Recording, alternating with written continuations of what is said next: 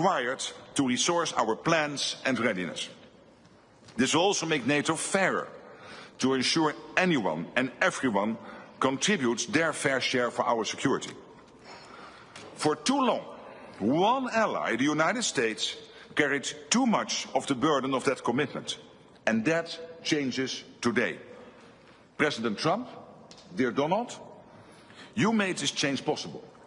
Your leadership on this has already produced $1 trillion in extra spending from European allies since 2016.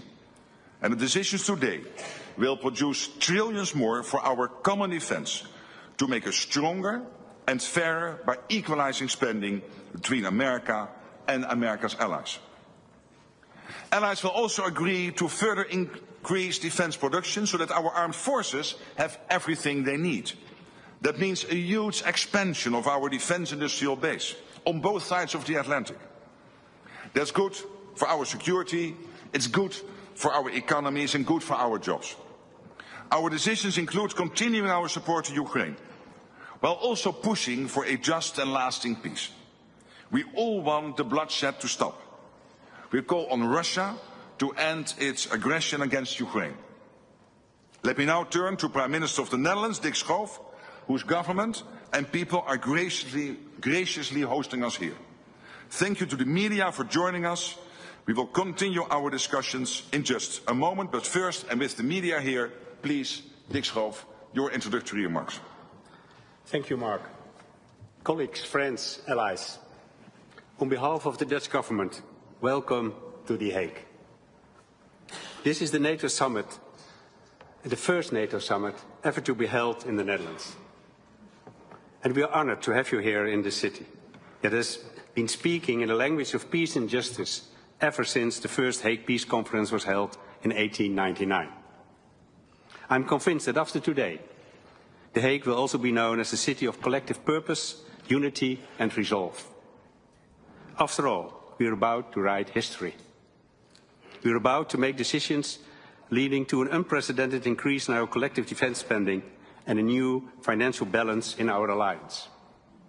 Both are urgent, both are necessary, and both will help make our transatlantic bond even stronger, so we can do justice to our founding principles of democracy, liberty and the rule of law, as laid down in the Washington Treaty. The last NATO event held in The Hague was a foreign minister meeting in 1989, just as the Iron Curtain was beginning to break apart on the eve of the Cold War's end. And for a period, we hoped and believed that relations with Russia would continue to thaw.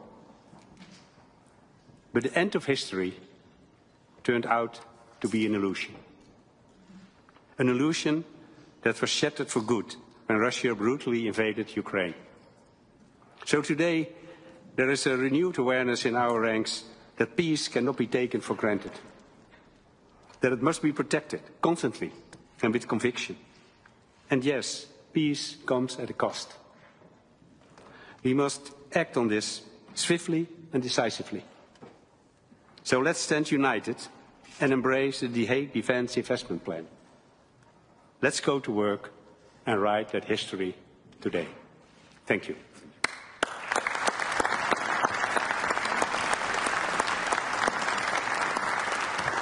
So thank you for the media for joining us, but in the spirit of democracy, I have to ask you to leave the room now. Thank you.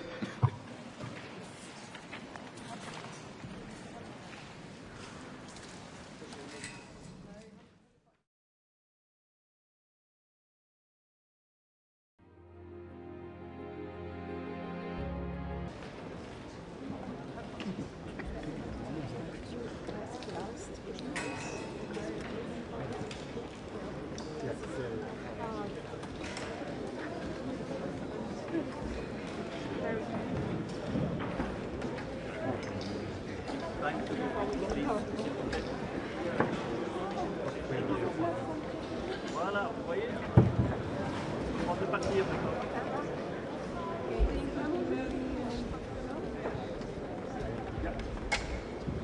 Yes, let's go. Yes, thank you. Have to go, sir. Yes. Sorry? Then do it. Can you Yes, I understand. Which way we leave it? that way? She's the photographer. Zal ze daar doen trouwens? Ja, sorry to ask you. Everybody can leave that way.